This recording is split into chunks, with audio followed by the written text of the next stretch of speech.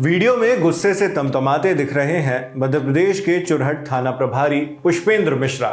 एक हाथ में मोबाइल है जो उस वक्त किसी हथियार से कम नहीं लग रहा, क्योंकि इस मोबाइल का इस्तेमाल बल बुलाने के लिए किया जा रहा है। अंदाज कुछ ऐसा कि आपको शायद कोई फिल्मी सीन याद आ जाए जब कोई गुंडा अपने गुर्गों को बुलाता है। बगल में एक बुजुर्ग खड़े हैं जिनके गले में खूब सारे फूल माला है, मगर स्थिति दयनीय है। वो हाथ जोड़ रहे हैं, एसएचओ साहब के सामने गिड़गिड़ा रहे हैं, माफी मांग रहे हैं। आसपास कुछ एक बूढ़े और कुछ जवान भी खड़े नजर आते हैं। इसी बीच टीआई साहब पूछते हैं, किसका डीजे है ये? यहाँ डीजे कैसे बजाया? इस बीच कई बार थानेदार साहब फोन उठते ही दूसरी तरफ बैठे व्यक्ति को डांट भी लगाते हैं। तैश भरे लहजे में वो उन लोगों को अपने बंगले के सामने तुरंत आने का आदेश देते हैं। चंद पलों बाद पुलिस की एक गाड़ी आती है। एसएचओ और कुछ पुलिस वाले वहां मौजूद 2-3 लड़कों को बल के साथ गाड़ी में बैठाल देते हैं। दोनों के बाल पकड़े जाते हैं और बाल पकड़कर खींचकर बैठाला जाता है गाड़ी के अंदर। इस दौरान एक बूढ़े व्यक्ति गुहार लगाते रहते हैं, प्रेम से साहब, प्रेम से। इसी तरह विनतियों के बीच चीखने, चिल्लाने और बल के साथ वीडियो खत्म हो जाता है। वीडियो तो खत्म हो जाता है, मगर अब कुछ सवाल खड़े होते हैं। आखिर ये सब हो क्यों रहा था? रिहायशी इलाके में टीआई साहब टी शर्ट, लोअर और चप्पलों में किसी क्राइम सीन वाला रौब क्यों दिखा रहे हैं? आइए सब कुछ सिलसिलेवार रूप से जानते हैं। इंडिया टुडे से जुड़े पत्रकार हरिओम सिंह की रिपोर्ट के मुताबिक यह घटना मध्य प्रदेश के सीधी जिले में हुई है, छत्तीसगढ़ बॉर्डर से सटा हुआ जिला। यहाँ के चुरहट इलाके में 31 जनवरी को एक घटना हुई। मध्य प्रदेश के सिंचाई विभाग में काम करने वाले गणपत पटेल रिटायर हुए थे। ये वही बुजुर्ग हैं जो वीडियो में आपको हाथ जोड़ते दिखाई दे रहे थे। इनके रिटायरमेंट के अवसर पर विभाग में विदाई समारोह आयोजित किया गया। विदाई पार्टी में डीजे भी आया, नाच गाना हुआ। विदाई की पार्टी केवल दफ्तर तक सीमित नहीं रही, बल्कि रोड तक पहुंची। गणपत पटेल के बेटे ने अपने रिटायर्ड पिता को गाजे बाजे के साथ जश्न मनाते हुए घर ले जाने का सोचा, तो डीजे म्यूजिक के साथ शानदार यात्रा निकाली गई। लेकिन विदाई का काफिला जब सरकारी कॉलोनी के पास से गुजरा तो डीजे के शोर से टीआई साहब की कथित तौर पर नींद खराब हो गई, जिसके बाद उन्हें गुस्सा आ गया। फिर क्या था, बाहर निकले, फोन घुमाकर दल बल को बुलाया, गणपत के बेटे सहित डीजे बजाने वालों के बाल पकड़े और गाड़ी में ठूंस कर थाने ले गए। थाने पहुंचकर एफआईआर की गई और जेल में डाल दिया गया। अब इस पूरे घटनाक्रम का वीडियो सोशल मीडिया पर वायरल हो रहा है, जिसके बाद टीआई साहब की सफाई आई।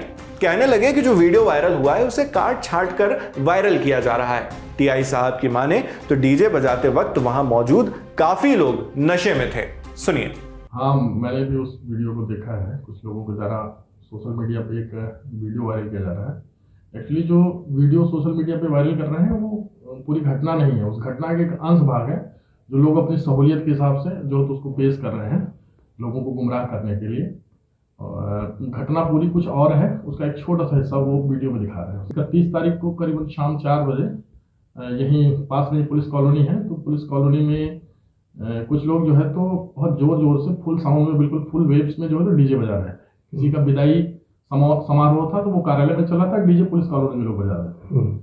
तो हमारे थाने का एक आरक्षक है, वो नाइट ड्यूटी में था और दिन में वो घर पे था। तो उसके बच्चे वगैरह घर में थे, परिवार के साथ था। परीक्षाएं भी चल रही हैं तो कुछ बच्चे तैयारी करते हैं, सब पूरी फैमिली पुलिस के वहाँ रहती है। तो ये लोग जोर जोर से डीजे बजा रहे थे और नाच रहे थे। वहाँ पे ऐसा लग रहा था कि कुछ शराब वराब पिए नशे में है और नाच रहे थे। तो उसने मना किया कि यहाँ पे डीजे मत बजाइए, बच्चे हैं अंदर, बच्चे जो है तो आपके डीजे गान सो रहे थे तो जग गए हैं, रोने लगे। और जब उसने ऐसा मना किया तो लोग कुछ दूर और आगे ला करके कॉलोनी में करीब 50 मीटर आगे ला करके वहाँ पे डीजे बजा रहे। इसके बाद जब वहाँ पे डीजे बजाने लगे और नाचने उछने लगे तो उसने सूचना दिया, यहाँ पे थाने पे सूचना दिया। तो थाने के पास जो है तो एक प्रधान आरक्षक, एक आरक्षक वहाँ पे मौजूद थे। लोग वहाँ पे गए और उनको मना करने लगे कि डीजे यहाँ पे मत बजाइए, यहाँ कॉलोनी में है, यहाँ बच्चे रहते हैं, पूरी फैमिली रहती है और यहाँ घर के सामने आप डीजे बजा रहे हैं। और शायद उसमें कुछ लोग काफी जोश में थे, शायद किसी मादक पदार्थ का सेवन किए थे। वो लोग इनके साथ जो है तो झूमा छटकी करने लगे, बात मानने के बजाय झूमा छटकी करने लगे, विवाद करने लगे। और काफी तैश में आकर के वो लोग जो है तो विवाद करने पे पूरी तरह आमादा होकर के झूमा छटकी करने लगे। जब ये सब हुआ तो उनके द्वारा मुझे सूचना दी गई। मैं घर में था, अपने कमरे पे था और पुलिस कॉलोनी में ही विश्राम कर रहा था। तो जैसे मुझे जानकारी मिली तो मैं भी जैसा था उसी स्थिति में, जैसे कपड़े जिन कपड़ों में था उसी कपड़े में खट से बाहर आया, और बाहर आकर के देखा तो ये लोग काफी जो है, तो तब तक विवाद मेरे आते आते शांत हो जाता, काफी लोग विवाद नहीं हुआ। फिर मैंने बताया, उन्होंने पूरी घटना मुझे बताई कैसे ऐसी पूरी घटना हुई है। तो फिर मैंने पुलिस थाने से कुछ और अतिरिक्त बल मैंने तुरंत मौके से बुलाया, और अतिरिक्त बल बुला करके फिर उनको जो है तो अभिरक्षा मिल जाता। देखिए, आक्रोशित एक सहज सी बात है।